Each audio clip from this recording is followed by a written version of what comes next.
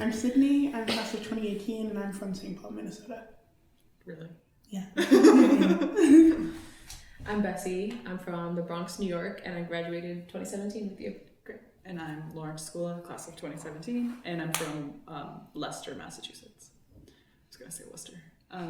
So could you both start off by telling me... Should I have said the suburb? Because I just went with the city. It's fine. It's fine. I'm so sorry. It's fine. It's okay. I won't quiz you or quiz everyone else. Can you both start off by telling us where you were when you heard about the uprising?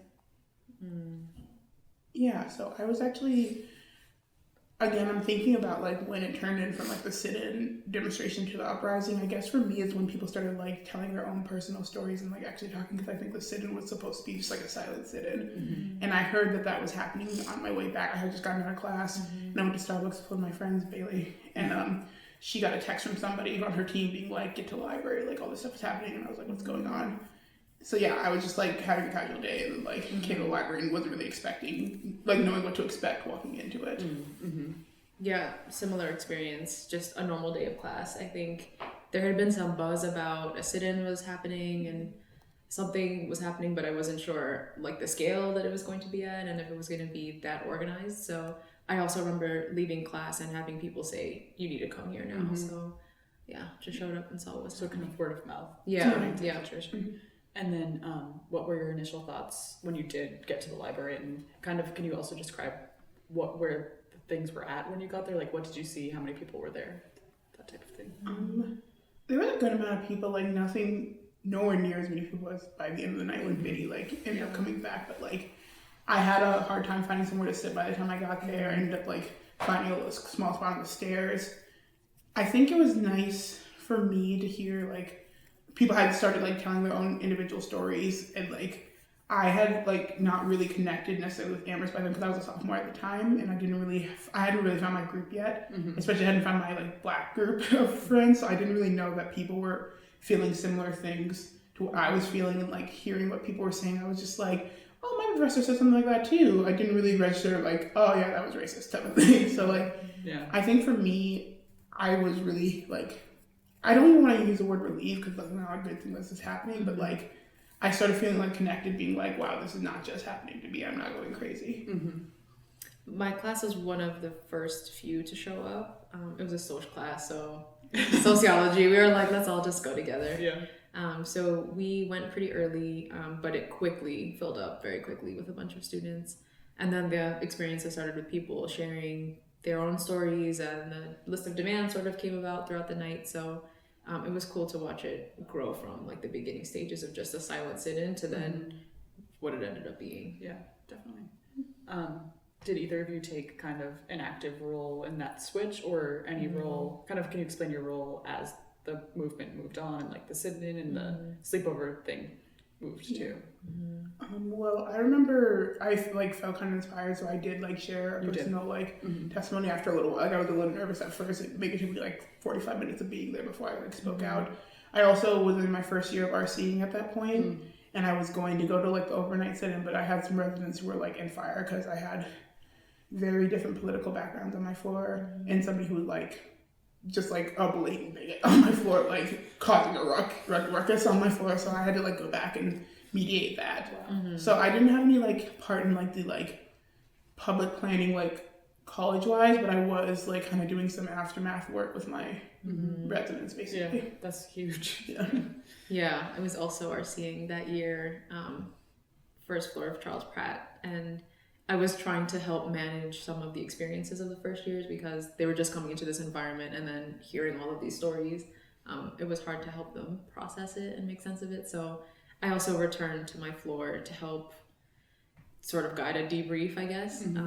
But the roles were very fluid amongst like the leadership, I guess, or the people sort of working behind. So I ended up, I think, taking over like social media at some point, but it was very like, everyone just kind of filled in where help was needed. And I had a lot of friends who were leading, Christine Crosdale and Kristen Washington. So I just sort of agreed to help where I could, but I didn't take like a formal position. Do you remember what you said on the mic? Not exactly. I said something about, I think I referenced Professor or am I not supposed to say names? An econ professor, if you want to hold that out. I referenced an econ professor my freshman year, pointing at like kids that he perceived to be Asian American, asking if they were Chinese, and like that same professor telling me that, like, asking me if I was Somalian out of nowhere and telling me like, oh, you don't have that look about you, and like saying I was really smart, and like he was surprised about that kind of thing. And yeah, so I referenced a lot of that, and I also referenced a couple other things, but I don't exactly remember. Yeah, that's brave that you Yeah. there. Yeah. It happened very organically, I remember. Like we were all just sitting in silence, right, in solidarity, and I wish I could actually remember, but I feel like it just kind of erupted very organically. People just sort of started sharing like their frustrations. I think Christine might have also been involved in the first beginnings, so it was very organic, and then it just kind of led to more people sharing their own experiences. A lot of athletes too, Black athletes. I had not really like been involved in that community, so it was interesting to hear from them.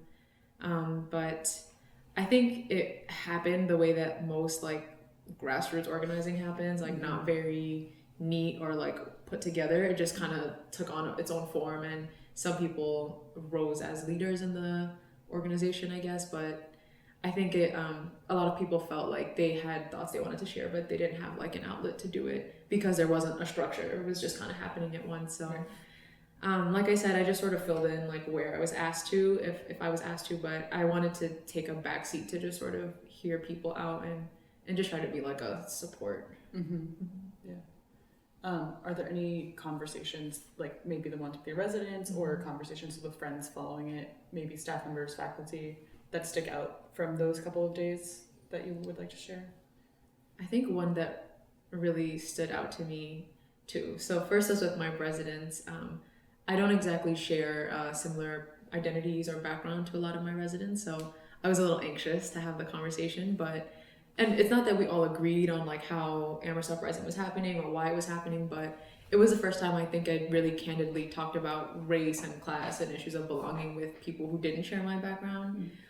So it was uncomfortable at times, but I feel like it was a real moment of growth, especially for them being new to the community. So I appreciated like all the tension, the awkwardness, but the fact that I think we grew closer as a dorm through it.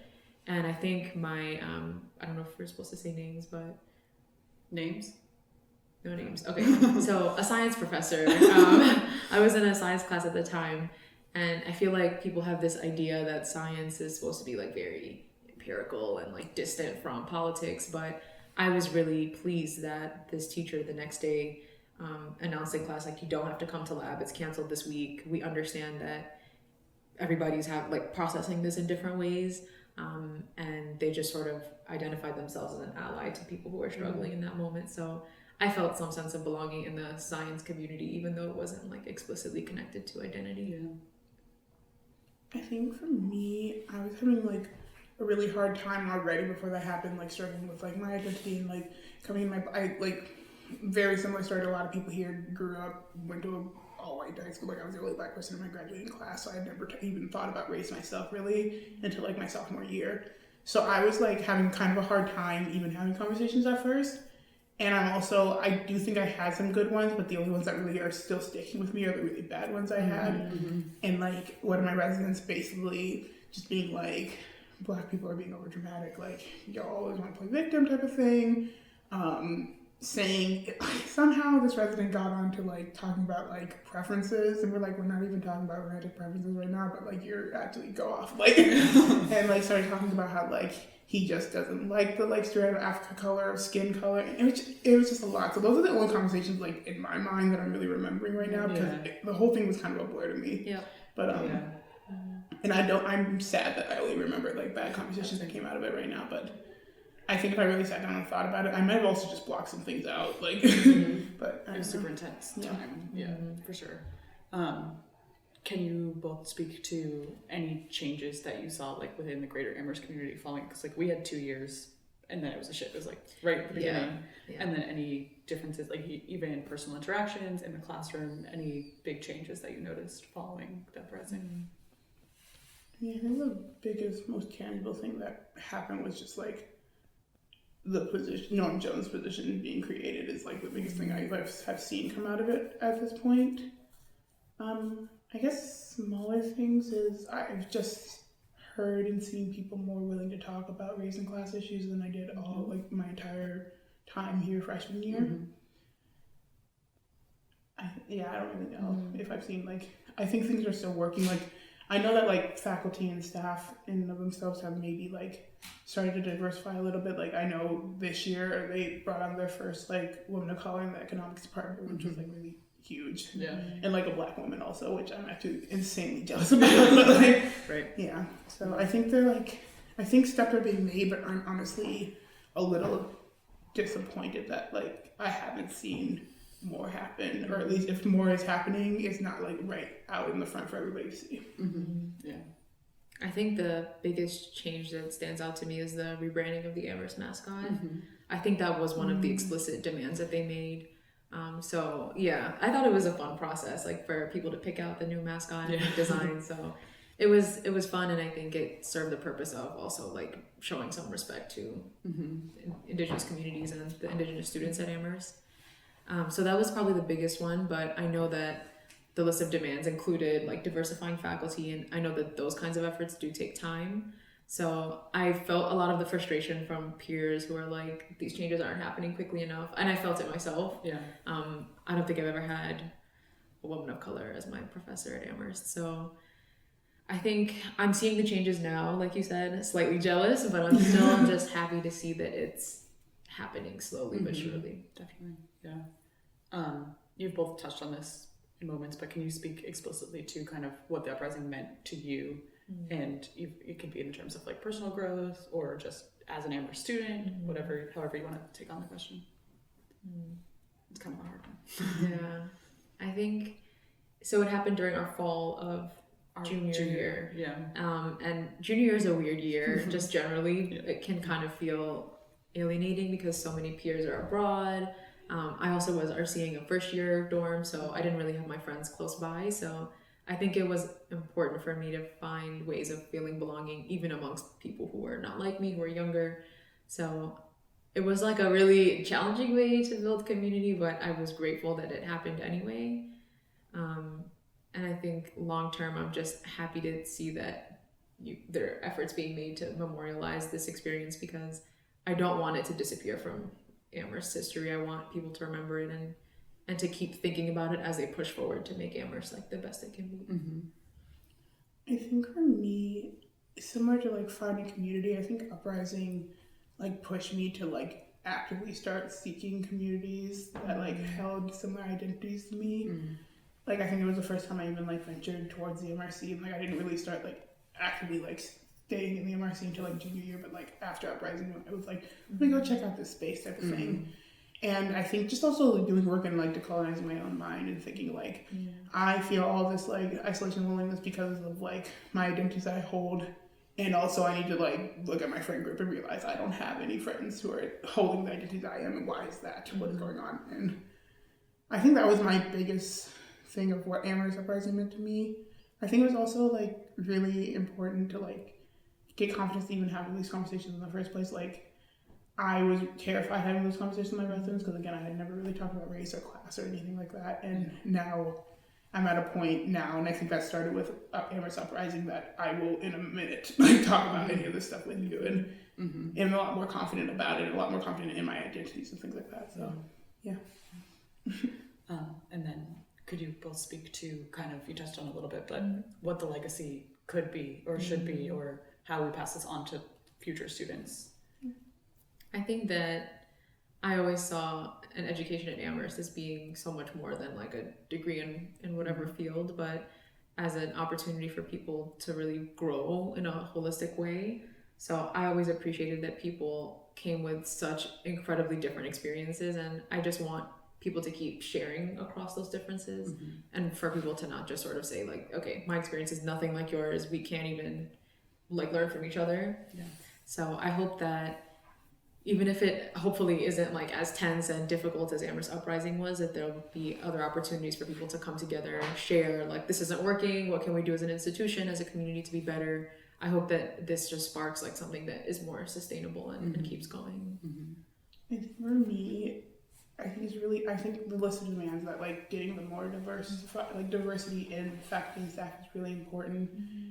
And like just for legacy, because I know personally I ended up like dropping the economics major because of a lot of things, and like one of my teachers told me he didn't think I could do it and things like that. And if I had just seen somebody who looked like me doing this, I would have maybe continued. And I think that's really important for other people of color, especially like women of color on campus when they get here and they're scared, and like, Amherst is a really hard place to be at, that they can continue to see themselves in their interests and like in their fields. Yeah.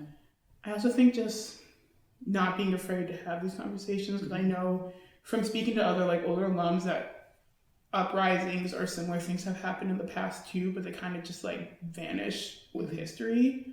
And I don't want that to happen with this, where people start becoming afraid again to like talk about any of these issues, because like it was just like a far distant memory that the college has basically like washed and like made less dramatic or like something like that. So totally. That's is there anything else either of you would like to add? Any other memories? I just remember being a terrified sophomore walking into the library and like, what have I gotten myself into at Amherst College? Yeah. Oh wait, no, I actually also remember, because I know that the sit-in also started with like violence that was happening on Mizzou campus. Yeah. And I had a friend that went to Mizzou, and she messaged me, and like I saw a side of her that I had like just never seen before. And I think that just like Amherst Uprising really made me, and I already touched on this a little bit, but reevaluate all my friendships with people. So that was one thing that like also came out of this for me. Yeah. I think that's something that, at least for me, gets forgotten, of like it started in solidarity with this national context that was going on. So that's really interesting to pull that back in, like, because where it's like it was a solidarity thing, and then it's like this is happening here, but just think about In a across those different way, different, then it turned into like a bubble thing, and it was like this is what's happening here. So And I think a lot of people initially were writing off Amherst Uprising because, like, I mean, you know, relatively, like, things maybe there was no, like, explicit violence happening in that way, but I don't know, I felt like I didn't want it to be delegitimized just because it was a smaller scale, but it is definitely important to remember. I also just remembered I was on an NPR article about it. Oh, Because really? like I was walking back to my dorm, and some woman just came up to me and was like, interview with me. And I was like, I forgot there was okay. national news. National yeah, and then like I got a message from one of my professors being like, I was listening to NPR this morning, you were on it. So, like, Whoa. yeah. So can you talk about that experience? That was just like, I felt really like nervous and like a little ambushed a little bit. And luckily they didn't twist any of my words, because I was super scared after I gave it that they were going to twist it to be like something like horrible, but they pretty much just quoted me word for word, and basically it was like, sophomore Sydney Tate says she has had enough of this at Amherst College, and they just like did a string of quotes, and that's all that was. But yeah, I forgot. I just remembered that right now. Wow, because they did twist a lot of. A lot. Yeah.